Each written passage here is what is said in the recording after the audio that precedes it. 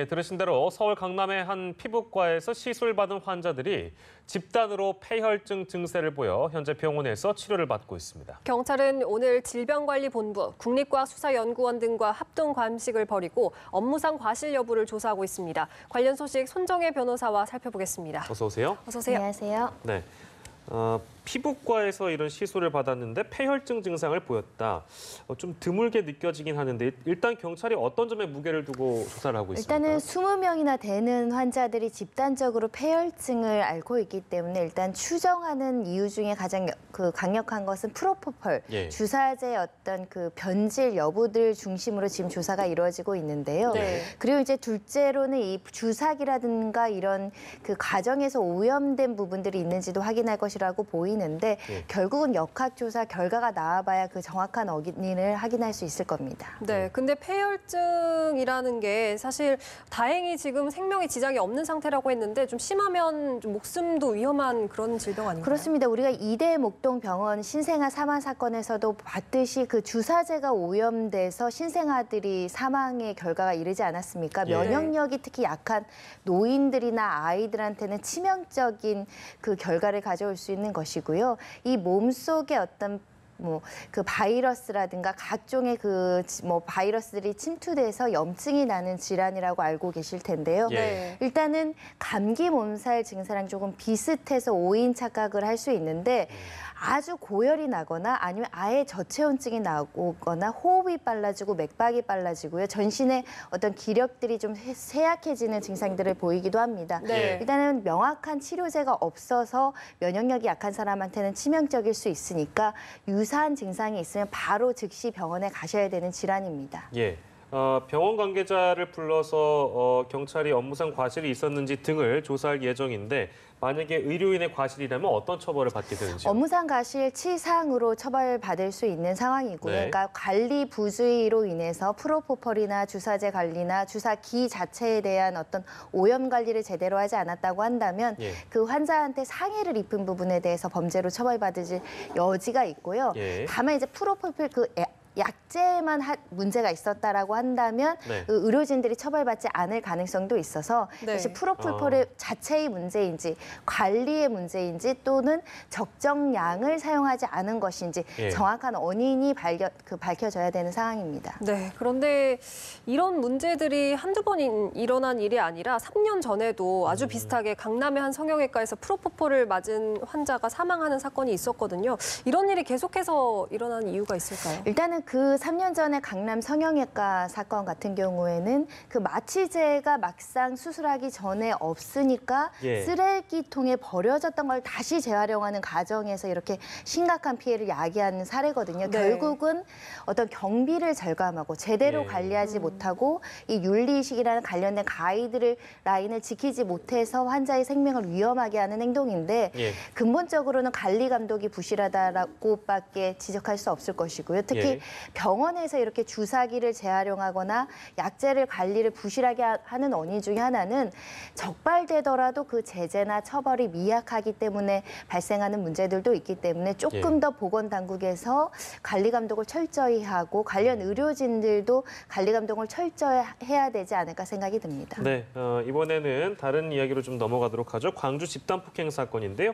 피해자가 직접 이 상황에 대해서 진술을 했다고 하는데 어떤 내용으로 전해지고 있습니까? 일단은 가해자 측에서 눈을 후벼파면서 했던 이야기를 직접 얘기를 하는데 그때 눈을 다치게 하면서 너는 죽어야 된다라고 이제 잔혹한 폭행을 이어갔다는 것이고요. 네. 예. 나뭇가지로 눈을 찌르고 돌로 머리를 내려 찍으려고 했다라고 그 당시에 구체적인 피해 상황을 진술을 했습니다. 예. 네, 너무 잔인한데 피해자의 변호인이 오늘 경찰서를 찾아서 의견서를 이제 제출했다고 했는데 어떤 내용이 들어있습니까? 일단은 지금 수사기관에서는 살인 미수로 적극적으로 이제 그 제명을 변경하고 있지 않은 상황에서 피해자 변호사 입장에서는 이것은 살인의 고의가 있는 사건이다. 우리 대법원 판례에는 확정적 고의뿐만 아니라 미필적이나마 이 사람이 죽을 수도 있다라는 인식을 한다고 한다면 살인죄로 기소를 할 수 있는데 네. 이 가해자들은 그 당시에 사망 가능성을 인식했고 예견 가능성도 있었고 특히 예. 피해자 진술에 의하면 너는 오늘 죽어야 된다 이런 직접적인 표현까지 그러니까요. 있었기 때문에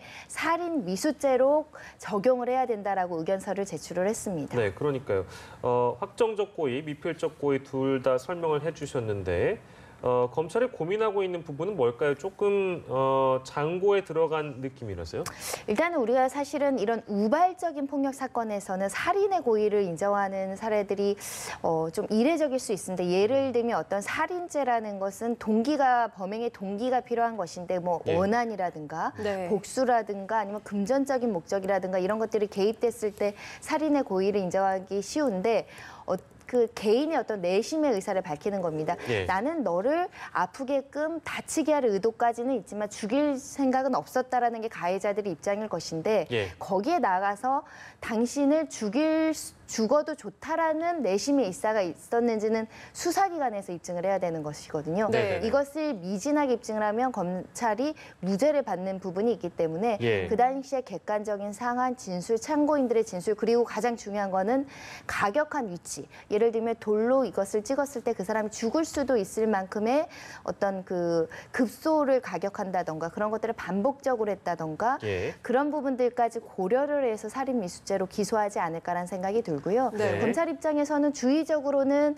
뭐 살인 미수를 하고 예비적으로는 뭐 중상해죄로 기소하는 방안도 있을 수 있습니다. 네. 네. 그렇다면 변호사님께서는 이 살인미수 적용 어떻게 보십니까?